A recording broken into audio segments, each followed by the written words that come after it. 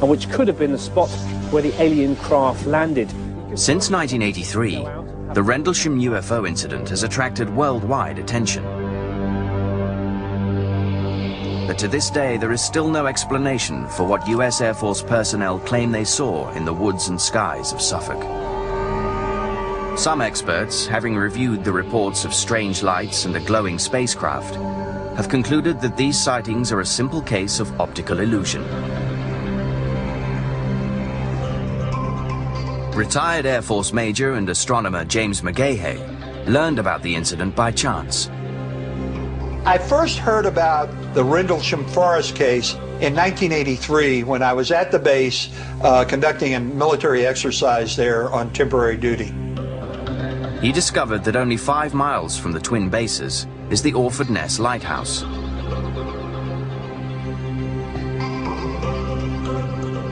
McGahey believes that witnesses mistook the lighthouse for a UFO. If you're out in a dark sky on a cold night in December, and a lighthouse is swinging through the trees with this bright beam of light passing through the trees, it's going to have some strange, unusual effects. Light is going to get scattered by the trees. John Burroughs did mention this lighthouse in his first statement to his superiors. In the report, he said that after the mysterious lights had disappeared, he thought the lighthouse was another craft, but quickly realized his mistake. I want to clarify something. This is always somebody tries to twist it. If you read the statement, especially mine, it clearly distinguishes between what we saw at the beginning and then we did see a beacon light and we followed it. Nowhere in my statement does it say I felt the beacon light was the object. I've done a whole lot of research on this lighthouse. You know, you can talk about it from here to eternity. And there's absolutely no way that a lighthouse can travel 5 miles, go in and out of trees, shoot beams down to the ground. So anyway, it's not a lighthouse. But McGahey claims there is a second explanation for the lights in the sky that has nothing to do with UFOs. On the night of the 25th, at around 9:30 in the evening, a Cosmos satellite re-entered the Earth's atmosphere. It would have looked like a fireball, which is a very, very bright meteor. For nearly 20 years, skeptics and believers have sought answers. In 2002, thanks in part to researchers like Georgina Bruni, the British government finally released a further set of records. Although they provided additional information about the case, the files raised new questions.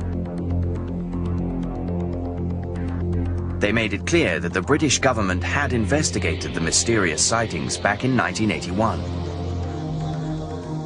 This fact seems to indicate that military investigators did not believe the sightings were caused by a lighthouse or a satellite. But the files also revealed some shortcomings in that investigation. We discovered that some of the radar facilities were actually faulty. The cameras were faulty on the nights in question, or allegedly faulty, that the films were missing. At the time, investigators based their research on the original memo written by Lieutenant Colonel Charles Holt.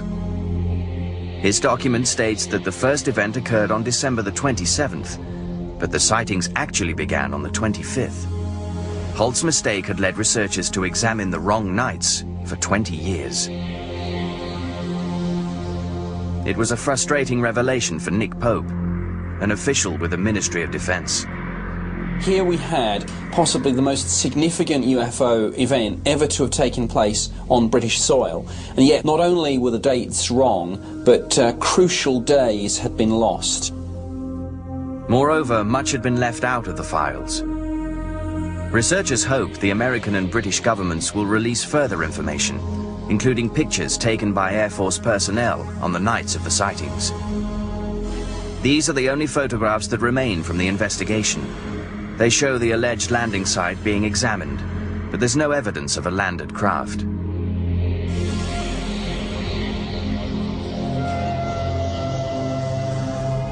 The US Air Force's official stance is that the events were of no threat to national security. To many, this statement doesn't ring true. If in fact nuclear weapons were housed at the base, then the military would have been very concerned about reports of an unidentified aircraft. We had objects flying over the weapon storage area, shining beams down to the ground. If that ain't defense significance, what is? Skeptics, however, point to the military authorities' response to bolster their claim that UFOs did not visit Rendlesham Forest. This was during the Cold War. You have to realize that security was fairly tight. Anything that would happen near the flight line when you have these high-value asset aircraft, tactical aircraft, or in weapons areas would immediately cause a response by the entire base. Everybody on the base would have been woken up and been reacting to something like that. And of course that didn't happen. Even Charles Holt, the deputy base commander, is frustrated with his search for answers. I kept prodding Squadron Leader Moreland, the British liaison officer, for an answer. Doesn't somebody care? Isn't somebody interested?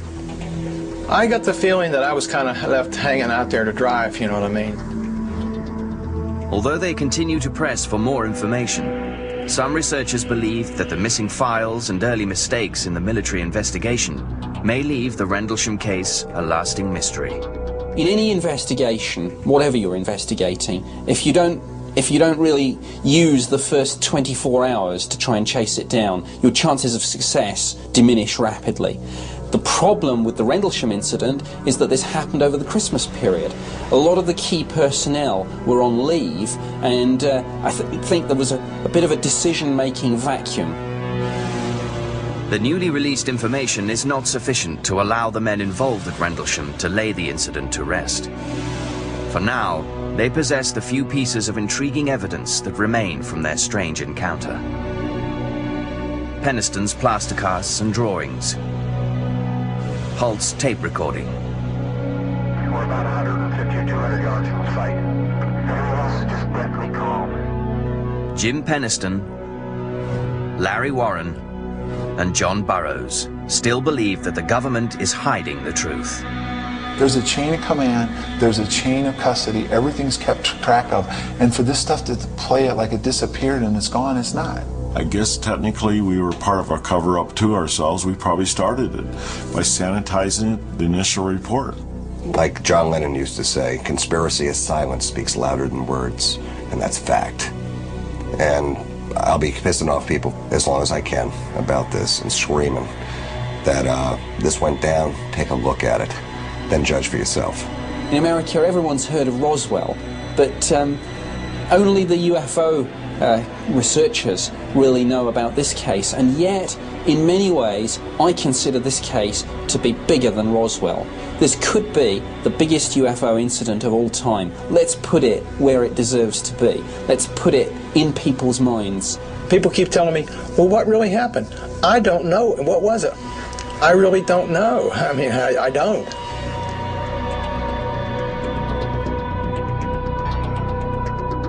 Tomorrow at midday, we investigate a cover-up when the US government tracked a UFO until it disappeared over Mexico. Next, we chart the fierce dogfights above the Solomon Islands as US and Japanese fighter pilots fought for control of the Pacific.